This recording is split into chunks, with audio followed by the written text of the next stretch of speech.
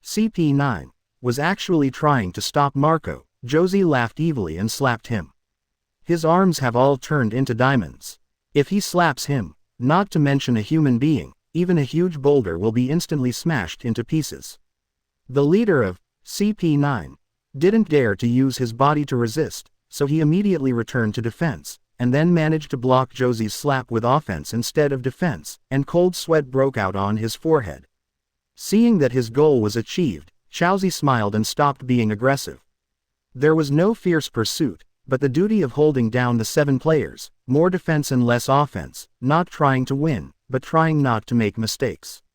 Marco took advantage of this opportunity, no longer hesitated, and went straight towards Moria. Oh, no, that smelly bird is coming to kill me. Brother Shallot, run. Shui Chi, the girl in the red hat, was the first to see Marco coming towards him. She didn't know what was wrong, so she warned him. After hearing this, Moria also saw this scene, but she was not panicked at all. She still smiled evilly and said, "Yixasixi, Marco the Phoenix, I have been famous for a long time. You have nowhere to run, Moria. Marco always looked lazy. Why should I run away? The one who wants to catch me the most is not you, Phoenix." Yishishishishi. Moria continued to deal with the people from the news agency, while laughing unbridled.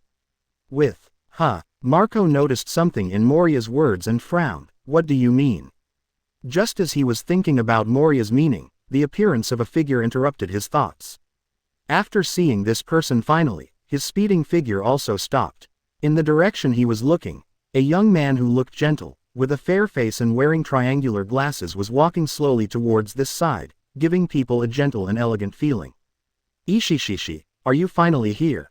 Moria smiled evilly. Heracles of mechanical wrath, we meet again. When Marco saw this person, he became serious for the first time and put away his lazy look.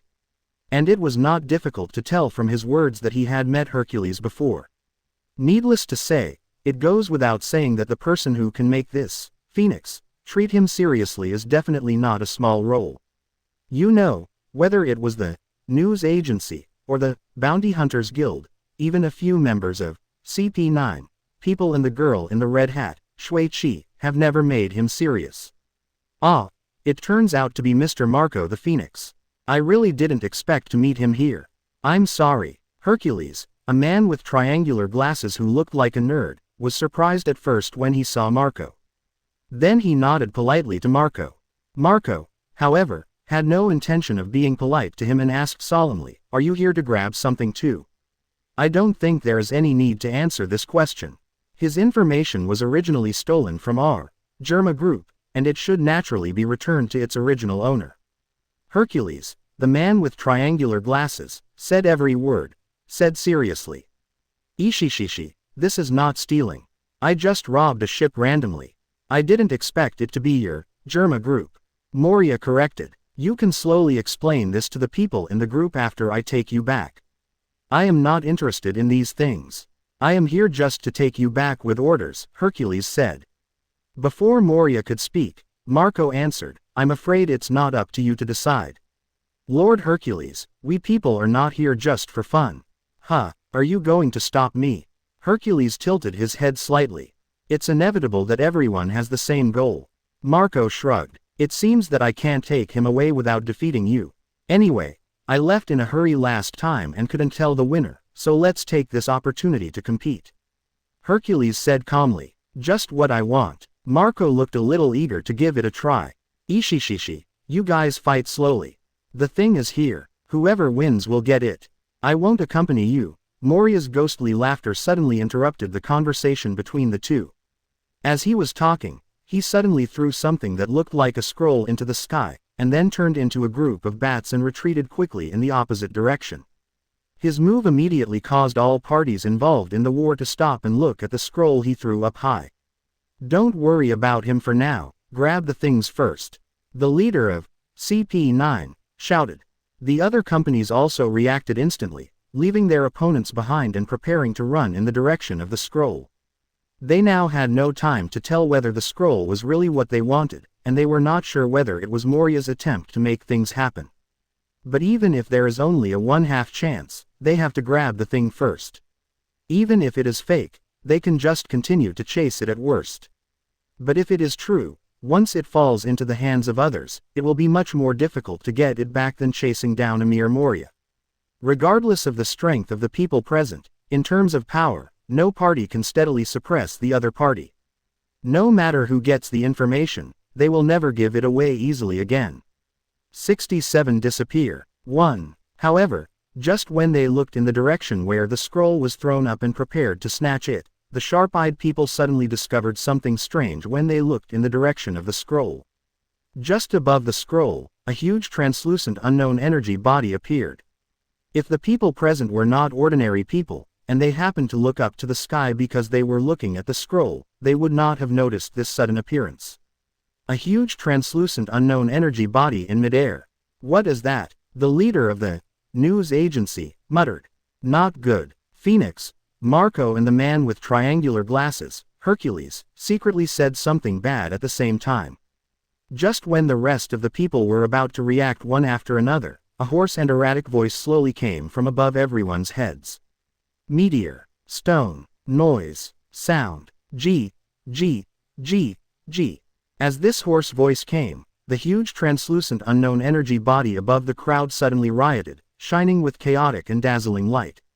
But this is nothing. Its real power is not reflected in its appearance at all, but in the huge noise it suddenly bursts out.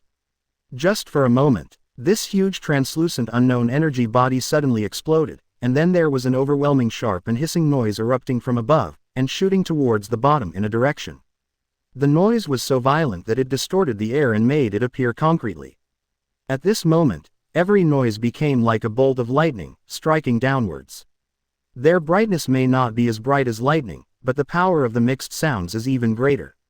The people below did not expect that the explosion of this huge translucent unknown energy body would use noise as its main lethality. Even Marco and Hercules were only prepared to be attacked by the energy falling from above their heads, but they did not expect that the biggest damage would come from the noise. Unprepared, everyone was given a splitting headache by the noise. Although no one present was too weak, and no one died as a result, they all held their heads and were caught off guard by the sudden noise attack. Bath in fire. Marco opened his hands, and the orange flames that emerged from his body quickly wrapped around his body, blocking out the noise. Armor mode. Hercules, the man with triangular glasses, changed at almost the same time as Marco. The surface of his body suddenly rolled and became like a robot.